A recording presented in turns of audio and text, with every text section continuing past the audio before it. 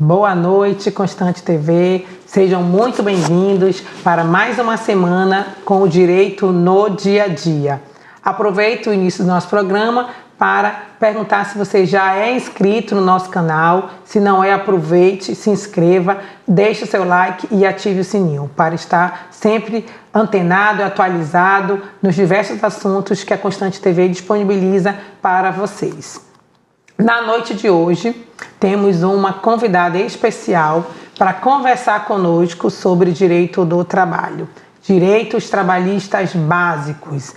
Vamos conhecer aqui um pouquinho desses direitos mínimos de cada empregado, de que cada empregador precisa também ter conhecimento para cumprir aí nas suas obrigações de trabalho rotineiras. E deixa eu fazer uma breve apresentação da nossa convidada de hoje.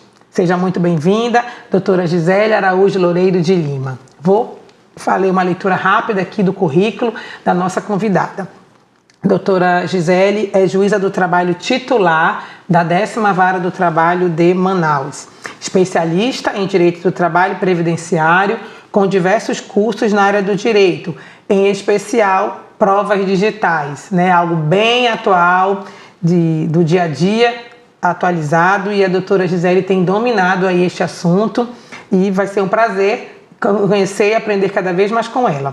Ela é juíza coordenadora da Coordenadoria de Sistemas Processuais, PJE, DataJude, Gestão e Veritas. São sistemas de gestão atuais que o Tribunal Regional do Trabalho utiliza e a doutora coordena aí esses sistemas. É formadora de juízes da Escola Judicial, professora de universidade de cursos livres, colaboradora do portal Fonte Trabalhista, tem um perfil educacional no Instagram, para quem tiver interesse pode seguir a doutora Gisele lá, @professora Gisele L. Lima, palestrante e convidada de hoje do Direito do Dia a Dia. Seja muito bem-vinda, doutora Gisele, na Constante TV, da Igreja Batista de Constantinópolis. É uma honra recebê-la hoje aqui conosco. É um prazer receber esse convite da doutora Adriana, grande amiga de longa data, muito obrigada. Obrigada, Constante TV, pelo convite também. E vamos falar um pouco sobre direito do trabalho, O que os empregados precisam saber das principais relações de trabalho. Então, vamos lá começar. Vamos explorar aqui bastante a doutora Gisele com os conhecimentos dela. Esses direitos que nós conversaremos hoje, só é importante iniciar fazendo esse destaque, doutora Gisele, que se tratam de direitos relacionados a uma relação de emprego. Aquele famoso seletista. Exatamente. Que a gente popularmente chama assim, aquele empregado seletista, aquele que se caracteriza como empregado.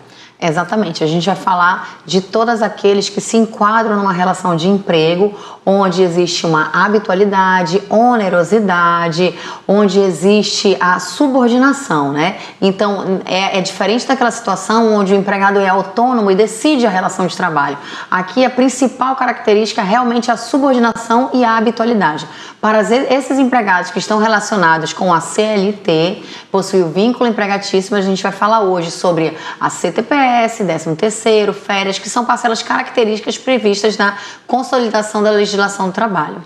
Então, esse importante destaque para iniciar a nossa conversa, que se tratam de direitos de uma relação de emprego. Exato. Aquele que cumpre todos esses requisitos, com destaque especial, a subordinação, a habitualidade, não eventualidade. Exatamente. Então, pronto. Então, nós vamos tratar dessa relação.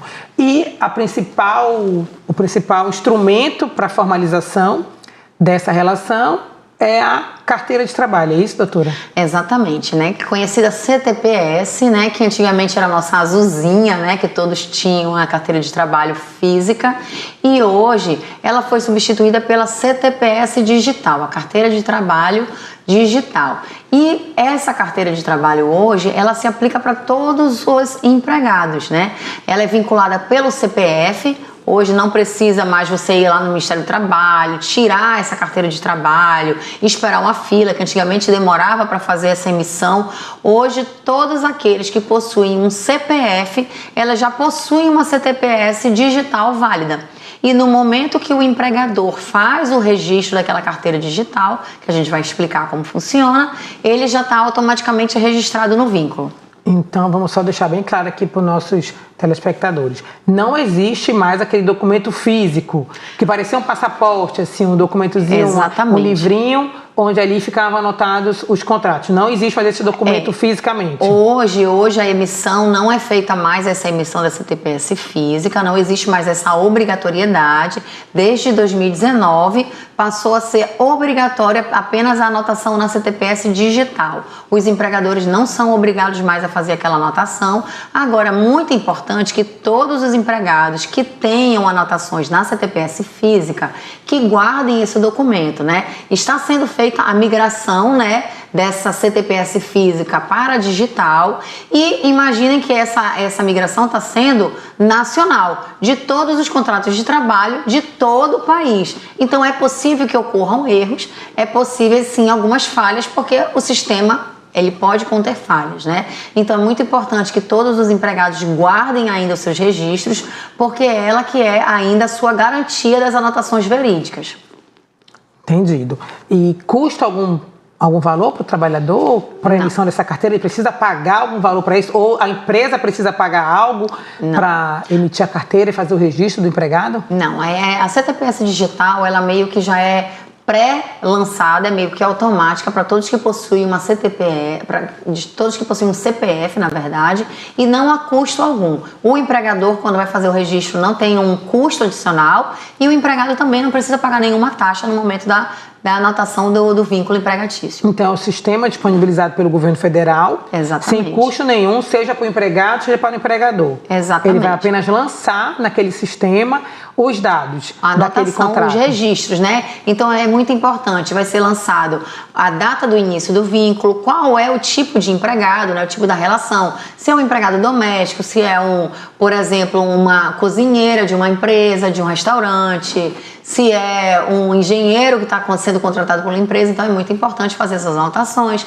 é importante fazer o lançamento da remuneração que vai ser paga, se aquela remuneração é fixa ou variável, é muito importante colocar também se existem parcelas variáveis, lançar todas essas informações na CTPS. E a minha CTPS antiga física, eu posso jogar fora e não utilizar? Não, senhora, você vai guardar, como eu falei, porque ela é a sua garantia de autenticidade das relações registradas anteriormente.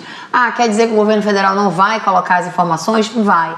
Obviamente que ele vai fazer todos os lançamentos, mas podem ocorrer alguns erros de sistema, que é comum em qualquer tipo de migração. Então, nessa ocasião, guarde para você fazer qualquer tipo de comparação e prova do seu vínculo anterior. Então, entendido aí, né, gente? Nada de jogar fora o documento antigo. Quem é mais antigo tem contratos na CTPS física, aquele documentozinho quase. Vai migrar, as informações estão sendo migradas, mas é importante guardar. E falando sobre migração, então, doutora, aproveito para lhe questionar. Tem ocorrido algumas, não sei se podemos chamar de falhas, mas nós temos visto em processos situações onde a pessoa está com a sua CTPS física, devidamente registrada, baixado, o contrato até antigo, de alguns anos atrás, e quando ele acessa o aplicativo da CTPS digital, aquele contrato aparece em aberto, como se não tivesse ocorrido a baixa. Preciso me preocupar com isso ou isso aí Exatamente. Como está sendo essa migração feita de uma forma paulatina, tem coisas ainda que já estão sendo atualizadas e vão ocorrer essas migrações, né? A orientação que a gente tem numa situação dessa é realmente aguardar. Para aqueles contratos anteriores a 2019, nós, na Justiça do Trabalho, não conseguimos nem fazer nenhum tipo de lançamento nessa situação, então a gente não pode nem fazer uma retificação desse lançamento. A gente realmente precisa aguardar com o tempo, e se caso, por exemplo, haja alguma necessidade para fins de aposentadoria, alguma coisa, aí sim o empregado pode procurar uma via judicial numa situação extrema, né? Mas enquanto está ocorrendo essa migração, é melhor ter um pouquinho de paciência e aguardar. Então, se meu contrato está ativo e eu não estou precisando, não estou sofrendo, não preciso de um benefício, nada está me impedindo aquilo, eu deixo quieto, espero um pouco, aguarda esse processo paulatino aí acontecer e em breve, por certo, isso vai se ajustar. É possível que sim, né? Entendido. E há um prazo que o empregador tem para fazer o registro na carteira de trabalho? Então, eu comecei a trabalhar hoje numa empresa, veio toda a documentação, fiz os exames admissionais, fui contratado. Existe um prazo até quando o empregador precisa fazer esse registro na CTPS digital? Bem, a CLT prevê o prazo de 5 dias para anotação da carteira de trabalho e esse é um prazo realmente que precisa ser atento pelo empregador, né? A não anotação da carteira de trabalho gera o não reconhecimento do vínculo. E o grande problema disso para os empregados é que se a anotação não é feita, as parcelas acessórias não são cumpridas. Como, por exemplo, o FGTS, o recolhimento do FGTS, que é o Fundo de Garantia, que nós vamos falar mais tarde, e também a questão dos encargos previdenciários. O INSS também não é pago se não há anotação, né?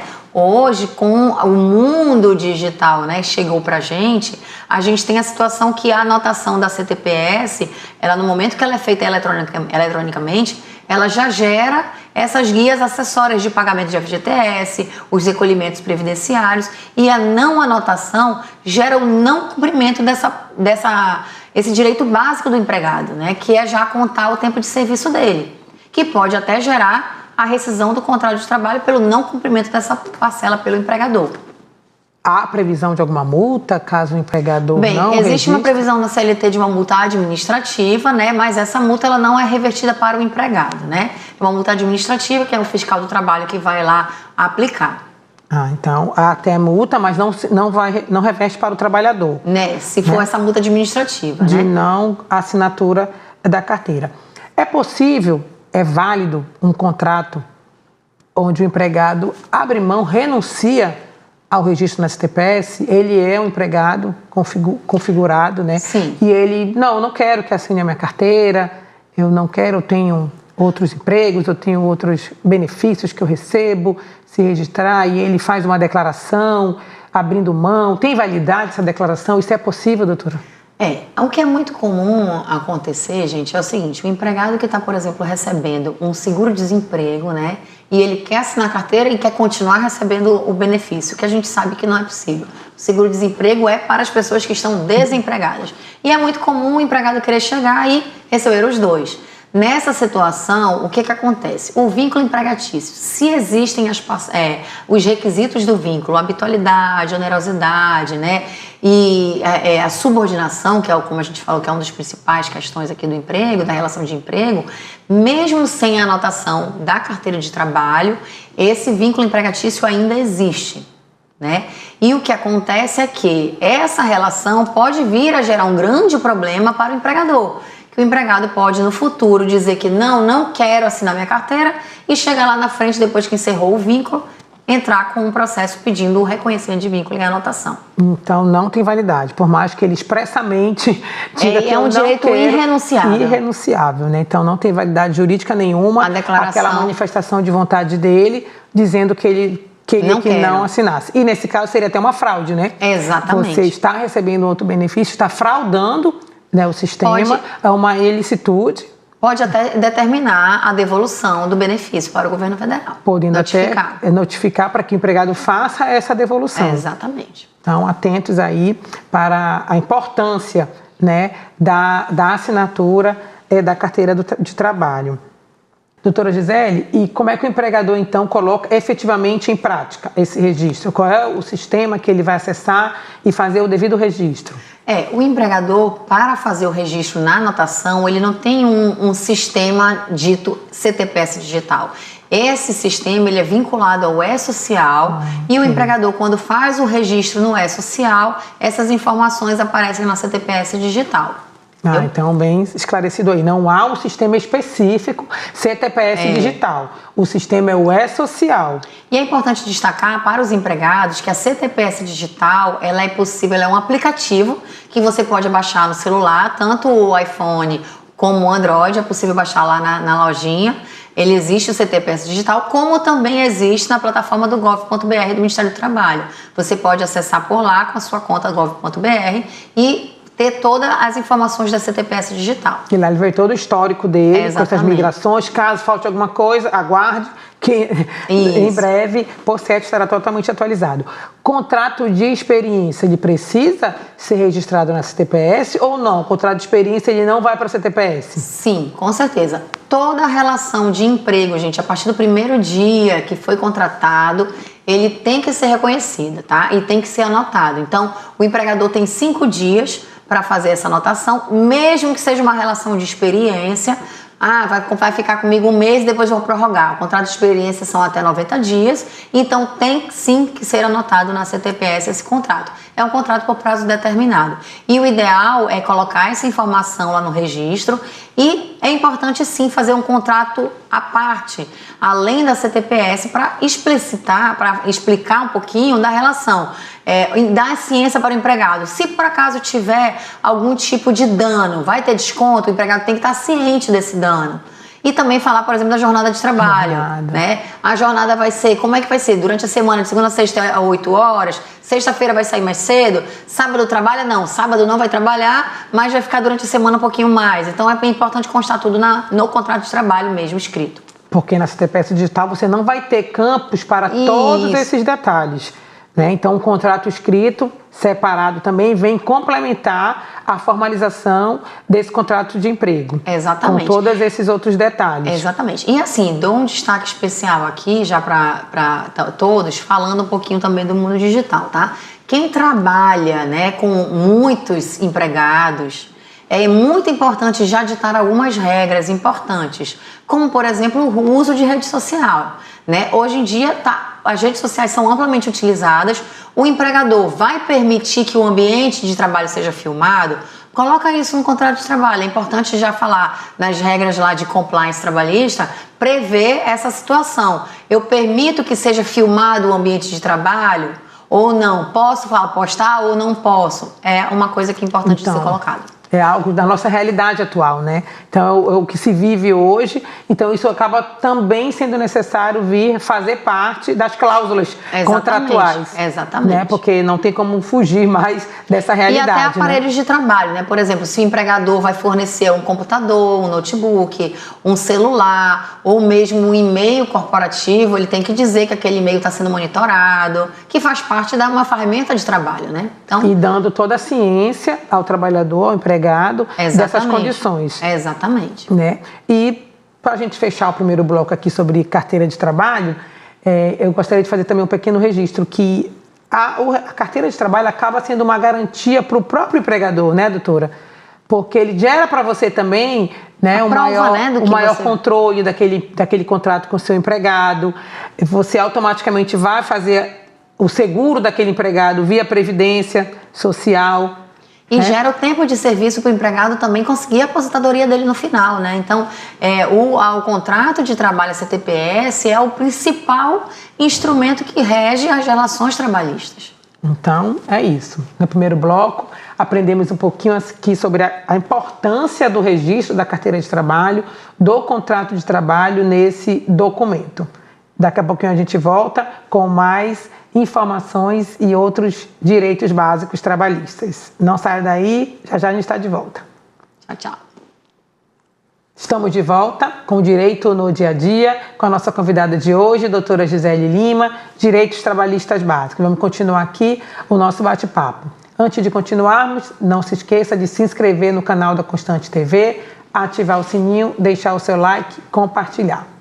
Doutora, então nós falamos sobre a carteira de trabalho no primeiro bloco e agora vamos falar sobre o salário, né? Que muito interessa, né?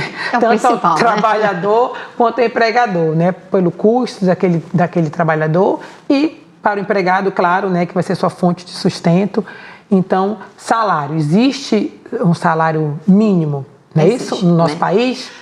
O Brasil tem, anualmente, ele traz uma lei que prevê o salário mínimo nacional. Esse ano de 2024, nós estamos com um salário mínimo reconhecido de R$ 1.412. Então, o salário mínimo, ele é o mínimo que pode ser pago por uma relação de trabalho de uma jornada de 220 horas mensais. Então, como é que a gente considera, né? A jornada normal do trabalhador de 8 horas de segunda a sexta e 4 horas ao sábado, né? Que dá 44 horas semanais. Então, este mínimo é previsto para essa jornada básica de 8 horas durante a semana, mais 4 aos sábados, né? Porém, existe, além do salário mínimo, uma outra situação que é prevista na convenção coletiva, né? Que é já o piso salarial da categoria. Esse piso salarial, ele é previsto para aqueles contratos, para as relações mais específicas. Por exemplo, tem o salário mínimo dos enfermeiros, tem dos engenheiros. Então, são a categoria com o sindicato e as empresas, e aí pode ser convenção coletiva ou acordo coletivo de trabalho, vão trazer esse piso da categoria. Então, nesse caso, eles têm que receber acima do salário mínimo, que é o piso salarial deles, daquela categoria estabelecido com o sindicato. Exatamente. Normalmente, o piso da categoria é estabelecido num valor um pouco superior ao salário mínimo, diante das particularidades daquela relação de trabalho, daquele cargo exercido, né? Então, é um benefício onde os sindicatos negociam, o sindicato dos empregados negociam com o sindicato dos empregadores, que geram a famosa Convenção Coletiva de Trabalho, ou CCT, ou o sindicato com as empresas, que geram o Acordo Coletivo de Trabalho, ou também conhecido como ACT. Então, nessas duas normas coletivas, contém, na grande sua maioria, um piso salarial diferenciado. Entendi. Isso aí também, anualmente, eles costumam rever, atualizar isso daí? Exatamente. Eles também existem uma prevenção, uma previsão de reajuste salarial anual, né? Que pode ou não acompanhar a época do salário mínimo, né? Normalmente o salário mínimo o presidente traz a nova legislação, anuncia no final de dezembro, ela começa a valer no início de janeiro, né? Mas as convenções coletivas, elas têm um período diferente. Então, cada categoria pode ser agosto, setembro, depende que eles chamam da data base deles, de reajuste. Então, esclarecido sobre o salário mínimo e piso salarial, que dependendo da sua categoria, você tem que ver em que categoria você está enquadrado, você como trabalhador. Exatamente. Se é do comércio, se é da indústria, né? Qualquer dúvida, consulte, né, o seu sindicato ou o advogado. Né? Inclusive, é interessante também, o Ministério do Trabalho, gente, tem as convenções coletivas, elas são publicadas e elas estão de livre acesso na internet, vocês conseguem consultar as convenções coletivas. Então, pronto. Qualquer dúvida você pode acessar junto ao Ministério do Trabalho, junto ao sindicato e conferir, né? Exatamente. Se você está cumprindo o piso para os seus trabalhadores, como empregador, você como né? empresa, né? Como empregador, e se você como trabalhador está recebendo, né? O seu piso. Exatamente. Tá. E ainda compondo aí um pouquinho dessas contraprestações, né? Vale transporte. A empresa é obrigada a fornecer vale transporte?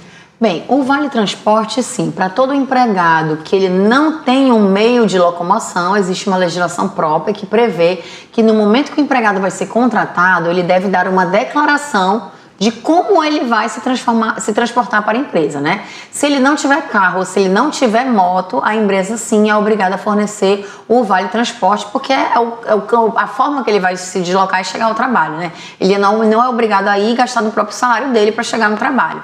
Então, o vale transporte sim possui uma lei própria, contudo, a declaração do empregado deve ser verídica. Caso ele traga uma declaração falsa, pode ser até, inclusive, uma hipótese de justa causa. Interessante, né? Então, o empregado é vizinho da empresa. Ele não gasta com nenhum deslocamento, ele se transporta a pé para a empresa, porque ele mora muito próximo. E aí ele dá uma declaração falsa, que ele usaria ônibus, uma coisa, e a empresa passa a pagar aquele benefício a ele. Depois de descoberto isso, uma grande infração por parte do trabalhador. Exatamente, a empresa pode até aplicar uma justa causa, porque bem ou mal ela está tendo um custo que não deveria ter com aquele empregado, né? Então, assim, está saindo, desembolsando um valor, um custo financeiro com aquela relação que nem está existindo. Porque a finalidade dele... Ele deu uma declaração falsa, né? A finalidade do Vale Transporte, então, é arcar exatamente com aquele custo. O transporte público, né? Do transporte que ele teria.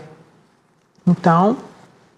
sobre isso, vale transporte, só se você realmente tem esse custo de deslocamento, você comunica isso ao empregador e ele então passa a fazer o repasse, né, desse valor. Agora é importante destacar com relação ao Vale Transporte, eu utilizo, vou de carro, eu quero que a empresa pague meu combustível. A legislação não prevê pagamento de combustível, ela prevê a concessão de um deslocamento no transporte público fornecido, né? Se o empregado não quer utilizar o transporte público, quer utilizar o seu carro, aí a empresa não é obrigada a pagar o combustível.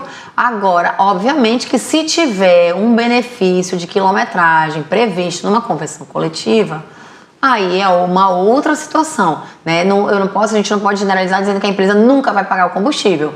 Se tiver uma negociação, ou até mesmo por liberalidade, às vezes nós temos casos aqui de empresas que se situam na BR, né?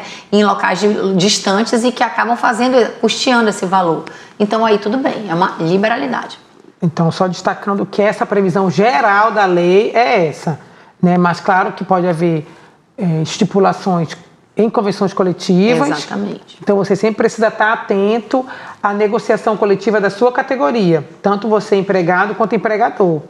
Porque muitas coisas não estão na lei, mas estão nesses acordos com o sindicato e passam a ser lei entre as partes e precisam ser rigorosamente cumpridos. É importante falar sobre essa convenção coletiva, que como ela integra o contrato de trabalho e rege como se fosse uma lei. O empregador não pode alegar desconhecimento. Então é muito importante que os empregadores entrem em contato com os sindicatos, vejam os benefícios que estão previstos, para ver se tem alguma coisa a mais do que está previsto na lei, porque depois pode sim ter, inclusive até uma ação movida coletivamente pelo Ministério Público do Trabalho para cobrar aquelas parcelas. E aí já é um custo muito maior, né? Numa grande demanda. E a alimentação, doutora? Há previsão legal de fornecimento de alimentação para o trabalhador? O Vale Alimentação, ele não tem uma obrigação legal, é um benefício, uma concessão, uma liberalidade que as empresas concedem, né, na relação de trabalho. Ela não tem, como a legislação do Vale Transporte, uma obrigação para isso. Contudo, as empresas que fornecem e que são vinculadas ao PATIC, né, que é o Programa de Alimentação ao Trabalhador, elas acabam tendo um incentivo fiscal, né? Então, acabam que por isso muitas empresas aderem ao programa de alimentação, porque elas conseguem ter um benefício fiscal, né? E acabam assim, o empregado acaba sendo beneficiado com essa situação, mas não há uma obrigação legal. E sempre atento às convenções coletivas também, né? Exatamente. Porque acho que na grande maioria elas trazem essa previsão. Traz a previsão de auxílio, traz cesta básica, traz várias parcelas. Então, as convenções coletivas, as mais genéricas, inclusive serviços gerais, vigilante, a grande maioria das convenções coletivas traz esse benefício. Então, realmente é muito importante que o empregador fique atento. É só para deixar esclarecido que não há uma lei específica, mas acabou que já virou um costume, né? Isso. E quase todas as empresas, dificilmente alguma empresa não fornece, né? A alimentação, até por esse benefício fiscal, né? Que muito interessa a ela, receber o benefício fiscal e assim também beneficiar o seu trabalhador, o seu a gente empregado. tem uma situação muito comum onde não é aparente, que é o doméstico, né? O contrato do empregado doméstico que não tem, e aí realmente nesse caso não a concessão é um benefício. Eu quero dar uma cesta básica para o empregado doméstico, é um benefício a mais. E uma vez concedido esse benefício a mais, e depois ele pode parar de fornecer? Pois é, a questão é, se eu concedi apenas uma vez, ele não incorpora ao contrato de trabalho, né? Agora, se há uma concessão habitual, tudo que é pago com habitualidade, tudo que é feito com habitualidade, gera uma expectativa para outra parte, tanto do empregado como para o empregador. Então, vamos considerar, se o empregado começa a sair todo dia um pouco mais cedo, acaba que ele entende que aquilo incorporou ao contrato de trabalho dele, né? Então, é um benefício que o empregador concedeu. Então, se você começa a dar uma cesta básica a todo período, mais 2, 3, 4 anos, meio que ele entendeu que aquilo fazia parte do salário dele, que incorporou. E aí que considera-se como incorporado e eu não posso mais retirar aquilo. Exatamente, né? E aí existem vários entendimentos jurisprudenciais, né, que são os entendimentos dos juízes, dos tribunais, sobre esse tema. Então, fique atento aí se você começa Tem um risco grave. a conceder um benefício, né? O risco de você tornar aquilo habitual e ficar obrigado a não mais cessar aquele benefício. E antes, vamos dar tempinho de a gente falar nesse bloco ainda, sobre 13º salário, né? Que é aquele lá do final do ano, chamado de gratificação natalina também, né? Exatamente. Ele foi criado justamente com essa ideia de gratificação natalina. Existe uma lei própria que também fala do 13º salário. E por que ele é 13º salário? Justamente porque ele corresponde a um salário a mais, né? Temos no ano 12 salários, um para cada mês, e ele foi pensado com aquela ideia de auxiliar o empregado nas comemorações de fim de ano, Natal, as celebrações, festejos com a família. Então ele vem previsto dessa forma, né? O pagamento dele, ele é previsto podendo ser feito em até 2 parcelas. A primeira parcela, o 13º salário, pode ser a partir de fevereiro até novembro, e a segunda parcela até o dia 20 de dezembro. Então, mesmo ainda estamos no começo do ano, estamos em março, abril, o empregador já quer adiantar aquele valor, ele pode prevendo até as suas contas, né? Final de ano, às vezes as despesas são maiores, ele já vai antecipando a primeira parcela, mesmo no primeiro semestre. Ele pode, inclusive, ele não precisa nem fazer o pagamento simultâneo para todos os empregados. Ele pode fazer uma programação para uma equipe pagar fevereiro, outra março, abril, maio. E o empregado também, ele pode requerer, quando ele for fazer o pedido de férias dele, ele pode requerer que a primeira parcela seja paga junto com as férias. Porque ele consegue ter um valor melhor ali, né? Para sair de férias. Então, vamos aí resumir esse detalhe. A empresa consegue se programar bem ao longo do ano, evitando desembolsar um grande valor de uma vez só para todos os funcionários. Exato. Em relação ao 13º, já que ela pode ir ao longo do ano e adiantando esses valores e nem em conjunto, né? Posso ir selecionando 10 funcionários, mais 10, dependendo do número, claro, da sua empresa, do porte da sua empresa, né? Exatamente. E você ir organizando as suas contas e antecipando isso. Mas a data final, ela tem um prazo final. Isso. Tem até a primeira parcela 20 de novembro e a segunda parcela até dia 20 de dezembro. Depois disso ela não pode passar, né? Ela pode antecipar antes, mas obedecendo esse prazo final. Exatamente. Da primeira parcela e da segunda parcela. E qual o valor do 13º? O 13º salário, ele corresponde ao valor, né, da última remuneração dele. No caso, a última parcela paga do salário vai ser o valor do 13º salário. Mas eu comecei a trabalhar na metade do ano, só em julho na empresa. Chegou em dezembro, eu tenho o salário inteiro? Não, mesmo no... o 13º, ele é contabilizado, você ganha o direito dele a cada mês trabalhado. Então, a gente pega o valor do salário integral, divide aquele salário por 12, e para cada mês que você trabalha, você vai adquirindo 1/12 daquele salário. Se você trabalhou os 12 meses, entrei em janeiro, você vai ter direito ao salário, o 13º salário, que é o salário integral, em dezembro, né, no final. Porém, se você entrou em julho, agora nós estamos em julho, você vai ter julho, agosto, setembro, outubro, novembro, dezembro. 6/12. Então, pega o valor daquele salário, divide por 12 e multiplico por 6. Então, ele acaba sendo proporcional aos meses trabalhados naquele ano. Aí, no outro ano que eu já estou o ano inteiro, eu vou ter ele inteiro. Exatamente. Então, normalmente, o ano que você entra, se você não entrou em janeiro, e o ano que você é demitido, se você não foi demitido em dezembro, vai ter um 13º proporcional da admissão e da demissão. Então, bem esclarecido esse detalhe também sobre 13º salário. Então, doutora, antes de fecharmos esse segundo bloco, ainda nesse assunto de salário, nós costumo ver muito em alguns processos pedidos de diferenças salariais por acúmulo ou desvio de função. Explique um pouquinho para a gente aí, é cabível, não é? Explique um pouco para a gente sobre isso. A gente precisa fazer algumas diferenças aí. O acúmulo de função, ele ocorre quando a pessoa é contratada para uma atividade e começa a fazer outras atividades adicionadas àquela principal. Por isso a gente fala em acúmulo, né? Ele não deixou de fazer a atividade dele e agregou outras atividades. O desvio de função ocorre quando o empregado ele parou de fazer a atividade inicial contratada e passou a fazer outra atividade totalmente diferente. O grande problema que a gente vê no seu trabalho é que esses pedidos são feitos de forma muito aleatória, né? Então, vou dar um exemplo. É muito comum chegar um empregado que trabalha como balconista e ele faz atendimento de telefone. E como ele é balconista, por exemplo, de uma loja, ele entrega algum produto. Todas essas atividades são atividades correlatas, né? Ele tá lá trabalhando, tocou o telefone, ele atendeu, aí chegou o cliente, ele entregou um produto. Então, para a Justiça do Trabalho, são atividades compatíveis com o cargo que ele foi contratado.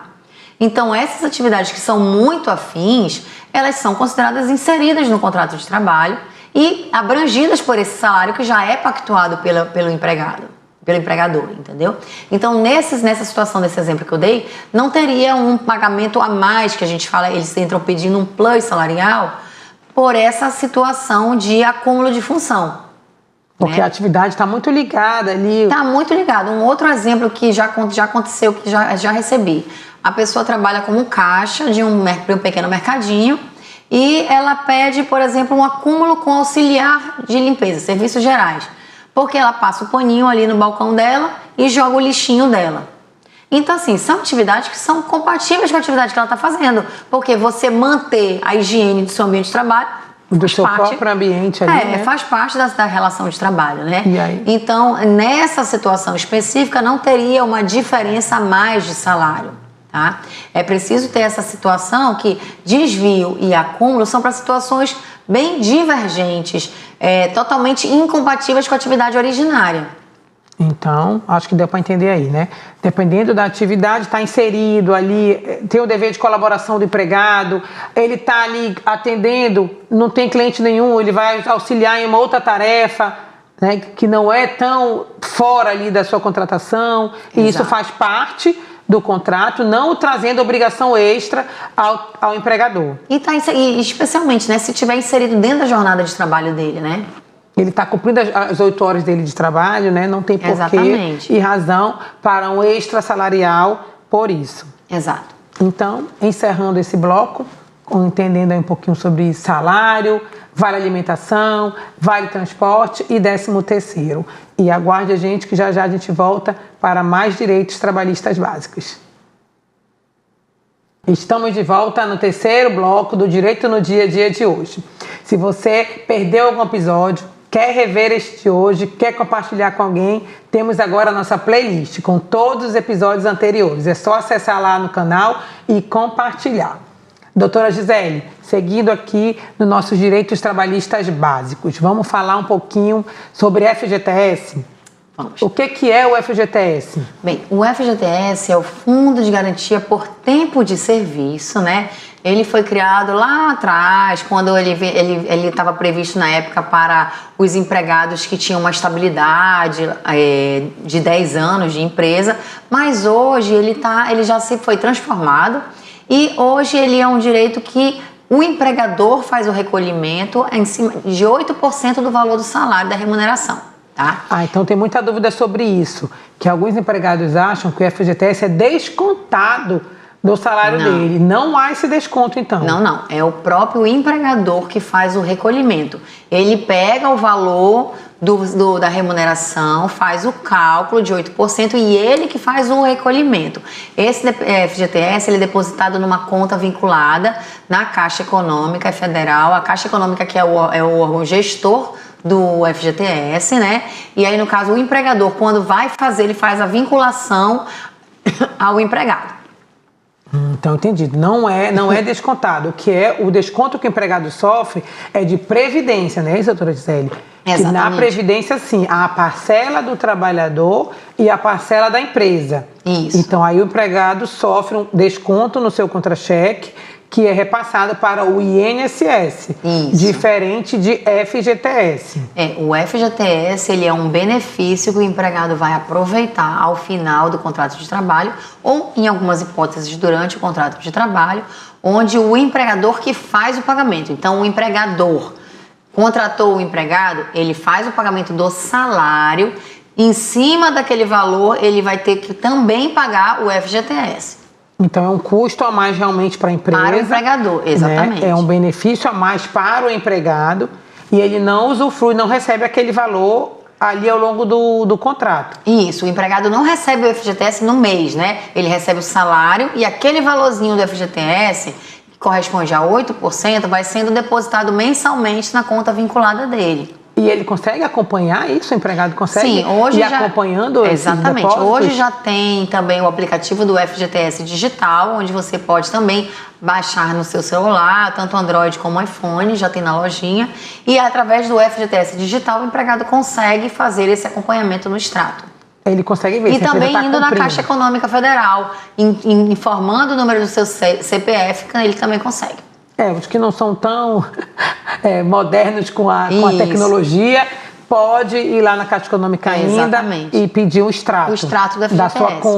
Da sua conta de FGTS, assim ele consegue acompanhar se o empregador tem feito ou não esse recolhimento. Importante destacar que quando o empregador não faz mensalmente o recolhimento do FGTS, é uma hipótese de rescisão do contrato de trabalho, porque é uma obrigação contratual que não está sendo cumprida.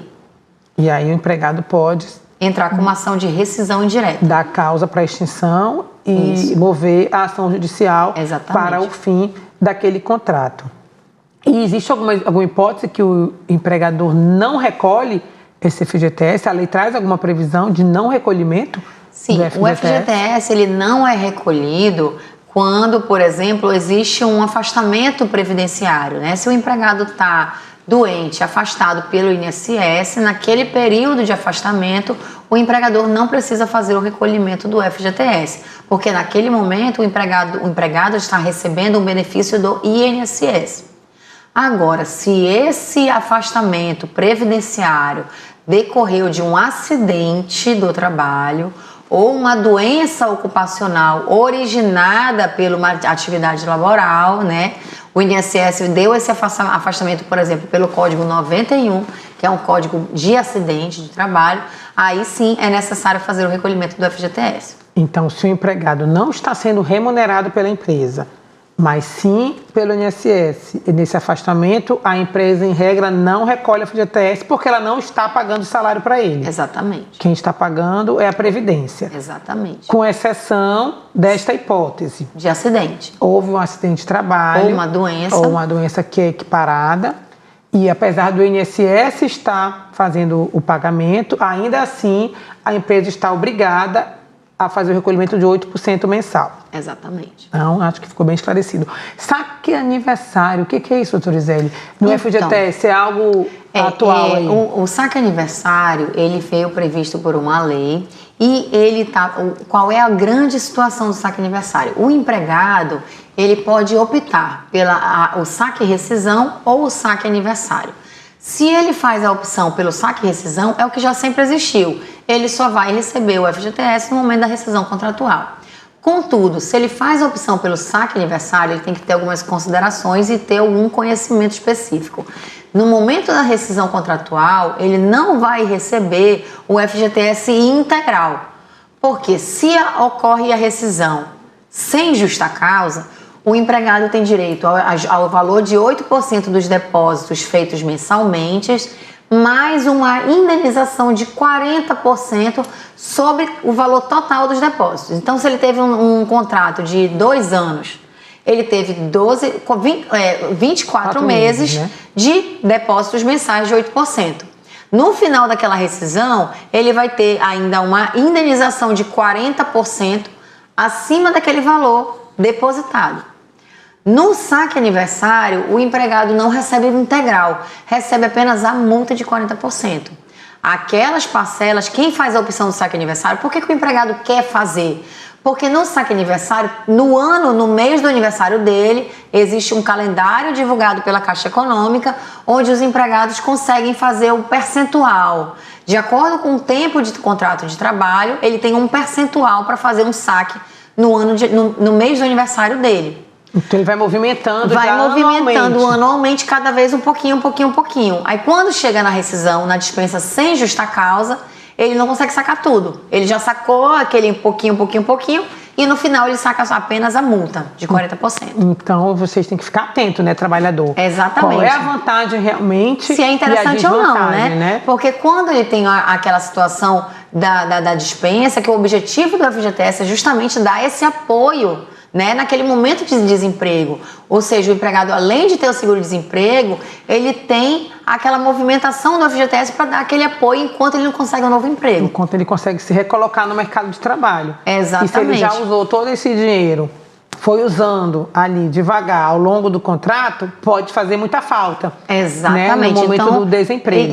O que muito acontece é que os empregados acabam pegando para fazer compras aleatórias, né? E gastar, eu quero comprar uma TV, quero financiar alguma coisinha. Então você tem que realmente, financeiramente, analisar se vale a pena ou não. Fazer essa escolha. Exato. E isso não é automático. Ele precisa fazer essa escolha junto à Caixa Econômica. Isso. A opção pelo saque aniversário é uma opção que ele precisa comparecer na Caixa para fazer. Eu acredito que, eu não tenho certeza, mas eu acho que agora com o FGTS digital, talvez seja possível já fazer essa opção pelo aplicativo, mas, né, eu não tenho certeza. Porque hoje vai tudo mais facilitado, né? Isso. Com o tempo, isso traz essas facilidades. E para a gente encerrar o programa de hoje, vamos falar um pouquinho de férias, doutora Gisele, sobre um pouquinho de descanso, que todo trabalhador tem direito e precisa, né? De descansar, sair um pouquinho ali do trabalho. Então vamos falar aí um pouquinho sobre férias. Quando é que surge o direito a férias? A partir de quando o empregado adquire o direito a férias? Sobre férias é muito importante a gente entender dois conceitos muito relevantes: o período aquisitivo e o período concessivo, tá? As férias, elas só são adquiridas pelo empregado depois que ele contém 12 meses de trabalho. Então, para esses 12 meses iniciais, a gente chama de período aquisitivo. Para cada 12 meses, o empregado adquire um período de 30 dias de férias, o direito de gozar 30 dias de férias. E esse direito a férias, ele é concedido nos 12 meses seguintes. O empregador pode se programar. A escolha do período é uma opção do empregador, né? Na conveniência do empregador, até porque ele que rege, né? O empregador está dentro do poder diretivo dele, como coordenador das atividades, em dizer qual é o melhor período para esse gozo desses 30 dias de férias. Então, o empregador tem 12 meses, após os 12 meses iniciais, que a gente chama de período concessivo, para conceder esses 30 dias de férias. Então, vamos lá. Completou um ano de trabalho, 12 meses, eu passo a ter direito a 30 dias de férias.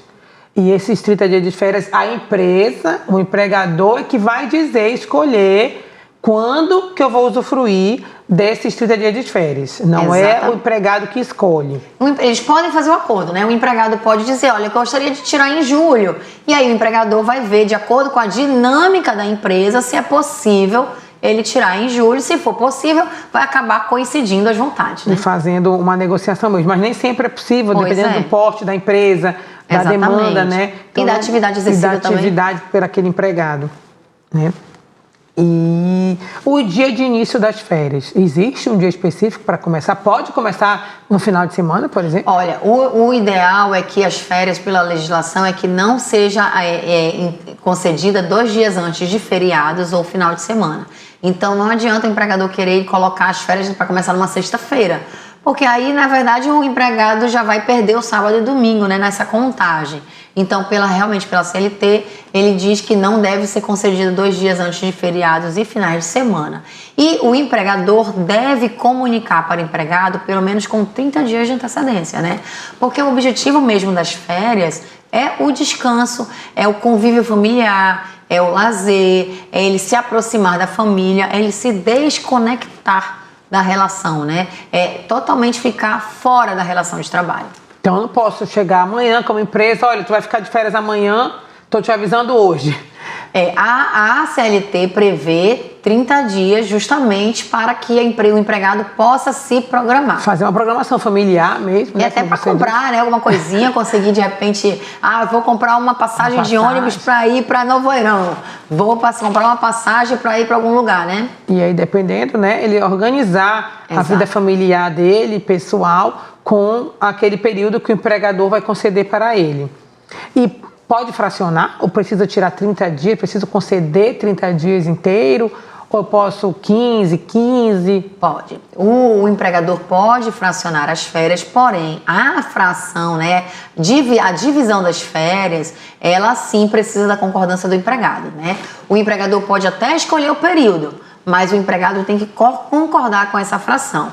E essa fração, ela é prevista na regra 1455, ou seja, tem que ser no mínimo um período de 14 dias e os outros períodos de 5 dias no mínimo. No mínimo. Então aí precisa do trabalhador concordar com o fracionamento. Senão eu prefiro tirar meus dias inteiros, aí a empresa é obrigada a conceder os dias inteiros. E o valor das férias, como é que funciona o valor, doutora? Bem, as férias normalmente existe o pagamento do salário do mês, acrescido de 1/3 desse valor, né? Então vamos considerar se o salário do empregado for... Salário mínimo, vamos trabalhar com o salário mínimo. Exatamente. Aí. Então é 1.412, vai dividir aquele valor por 3, esse valor de 1/3 desse salário é o valor das férias, de 1/3 de férias. Então é o salário mais 1/3. Esse 1/3 é previsto justamente para esses gastos a mais que vai ter naquele período para o lazer. Para o lazer do empregado. E descanso. E ele tem que pagar quando?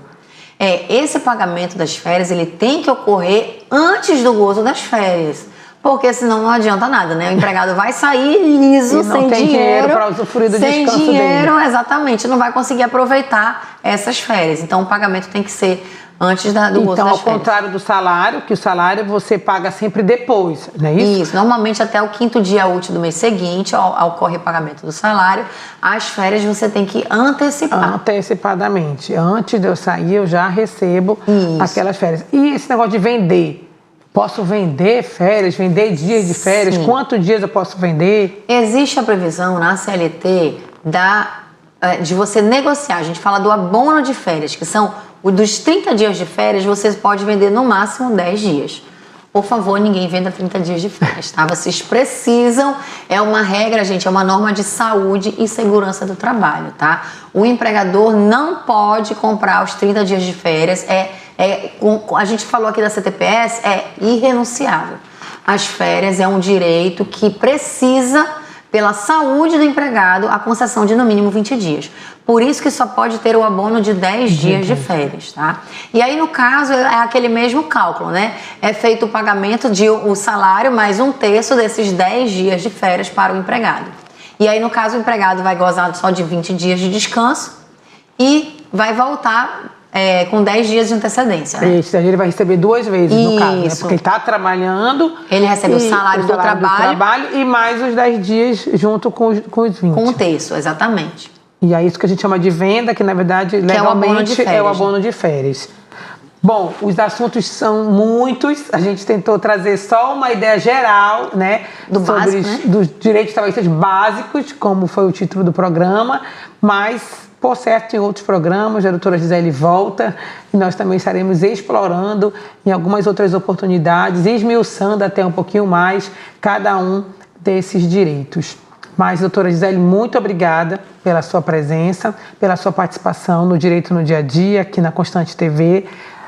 Constante TV está aberta, a senhora pode voltar sempre que quiser e colaborar muito aqui com informação e conhecimento. A doutora Gisele tem especialidade nesse ramo digital aí do direito. Em breve a gente vai trazer ela aqui novamente para ela nos ensinar muito como usar, né, isso na relação de trabalho, o que pode, o que não pode. É um outro assunto aí para muitos programas.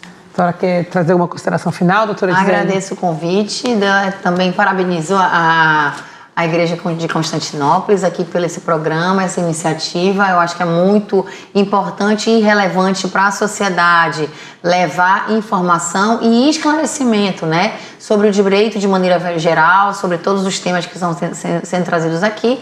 E o conhecimento realmente transforma, né? Transforma vidas, transforma toda uma sociedade. Então, parabéns, obrigada, doutora Adriana, obrigada a toda a equipe, a todos os bastidores.